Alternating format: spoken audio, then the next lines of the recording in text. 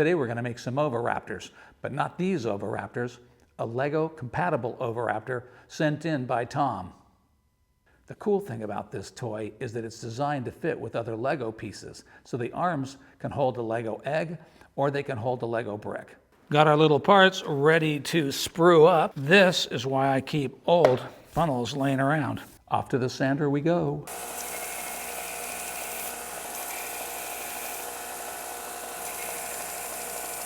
When I have small parts like these, I like to use a fine wire as the support for my main inlet sprue. Let's go ahead and drill them. Okay, sticky wax, we love it so much. Drag some sticky wax down into that hole, jam that on in. And let's just let that cool for a minute. Then after you've got the sprues going into the sculpture and holding it in place, you can come in and add a little bit of bulk to your sprues. Just wax it up a little bit. That's really all the sprue you're going to need on a part like that. This one's a little bigger, this part, so you're going to want a bigger sprue. And you'll want it to look something like that. So here's the sprue up on the body. I've got 2 vents for the claw and a vent at the beak. It's going to hang in the mold, just like that. These pieces were all put together the same way using a combination of blue sprue wax and sculptor's wax. When I run a vent from the top, I don't run it to here. That's the bottom of the pour spout. I run it to the top of the pour spout so you can fill the pour spout and still have a clear channel for the air. And these are sprued and vented and ready to go. When I am molding small parts like this, it always makes me happy if I can gang them into a single mold. Take some wax, get it sticky wax on the bottom like that. Push that down with a tool. Get that to set down.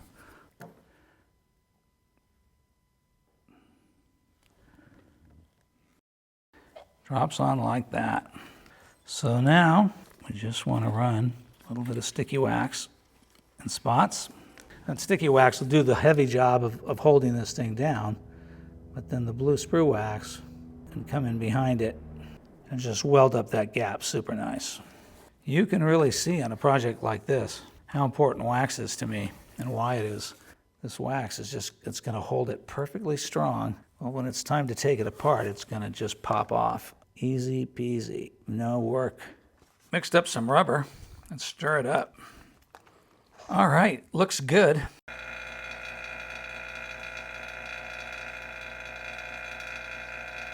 All right, here we go. Let's pour some rub. Ah, missed.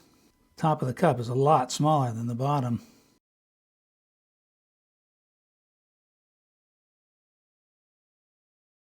Now you're saying to me, that's an awful lot of wasted rubber inside that cup. But you know what we do when we don't want to waste rubber. Break out the tongue edge. I'm going to be super careful about putting in these chunkies because I don't want to knock off the pieces down below. They're all pretty fragile. And it's not going to take a lot of chunk rubber to fill this last part up. Using chunk rubber like this just saves me from having to mix a topping batch. So let that sit till tomorrow and we'll see what's what. It's the next morning and the rubber's nice and hard, beautiful. Just gonna pop. Oh yeah, don't even need the knife, it just popped off. Let's just neaten up the mold, as I like to do. Get the mold nice and neat. That's all this is about. We're ready to cut this mold, but here's a quick tip. I took a series of photographs of the objects inside the mold, as you can see. Here, let me show them to you. There you go. And that makes it a lot easier for me to identify. It also helps me to know which is which.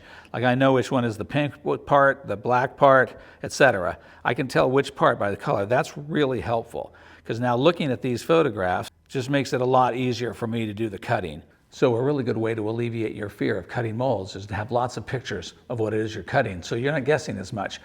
And remember, you follow the sprues. You start at the top and you follow down the vents and the sprues, and that tells you where the part is. A lot of times people say, well, you're cutting blind, I don't like doing it, it's really hard.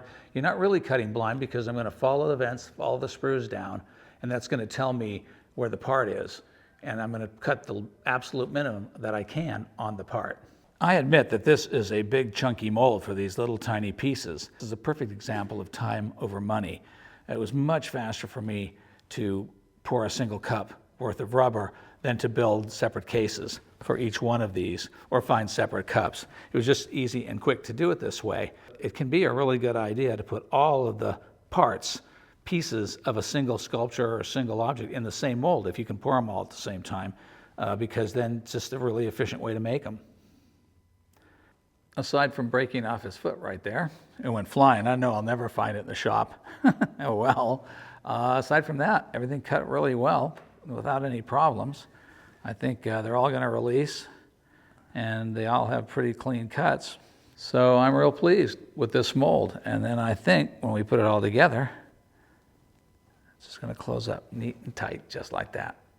All right, let's get the resin ready and let's pour some molds. Before we pour resin, let's talk about rubber bands. What I see all the time guys doing is they put these big old heavy, tight rubber bands on their molds. Don't do that. You're much better off using these light little bands and using more of them and putting them on the mold evenly. You'll see me do it in a minute. When you put a heavy rubber band like this on a mold, all you wind up doing is distorting the mold. See that? Can you see that distortion in there? Look at that. Look at what a mess that is. If you do that, that's what's going to happen.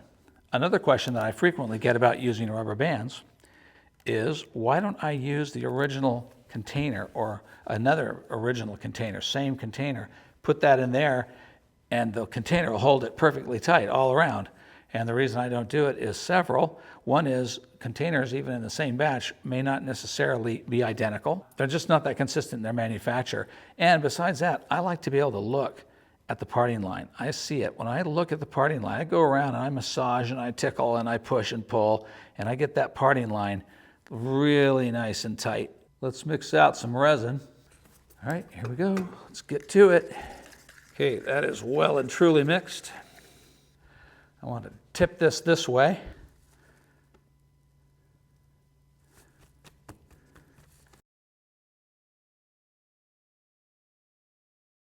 Into the tank they go.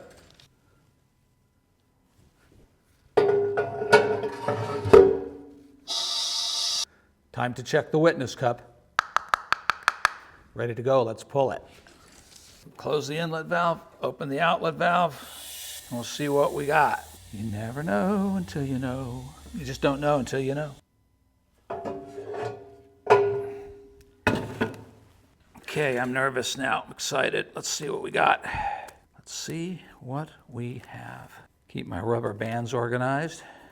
Okay, let's start with the outside ones. Oh yeah, okay. Boy, that one cast up just perfect. Okay, that's one. The two outside ones are the easy ones. I'm going to expect these to cast well, and that one also just cast perfectly. 2 for 2, but these are the tricky ones. Pull this out very carefully. There we go. Came right out. I'm just catching a bubble right in here. And also, this toe doesn't really want to fill. There might be something down in there clogging that toe, because it doesn't want to fill. But those are pretty minor flaws and fairly repairable. This is the tricky one. Let's see how this one did. This one's been giving us the hardest problems. Now it comes. Wow, that looks good. That looks good. I think that's completely clean. A nice casting. There is a bubble in the mold, and that means there's a bubble in each and every one of these castings, which is driving me up the wall. But it's not a hard thing to fix, but it's something that I have to fix with every casting. But if you catch it at this stage, when the resin is still quite soft, it's an easy thing to remove. It's not a big deal. But like I said, it's one more little thing to clean. That is a clean casting. Another thing I'll show you, it's a really good idea to trim these sprues and vents and clean them up now, because they are still soft enough to cut like butter with a knife. If you wait until a few hours go by, they're much, much, much harder to cut. The first 3 castings had quite a few flaws in them. Like, look at the bubbles on those claws. I mean, those are just wicked bubbles. But all of them were catching bubbles in weird places. Like this one caught a bubble where it really shouldn't have.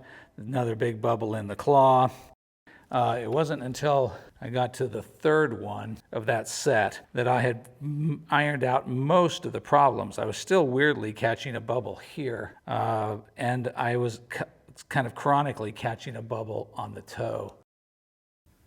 Each one of these dynos has a hole that goes all the way through the body and also into that central piece in the middle. So here on the drill press, I align the parts carefully, drill them halfway through on the first side, flip them over, and drill from the other side.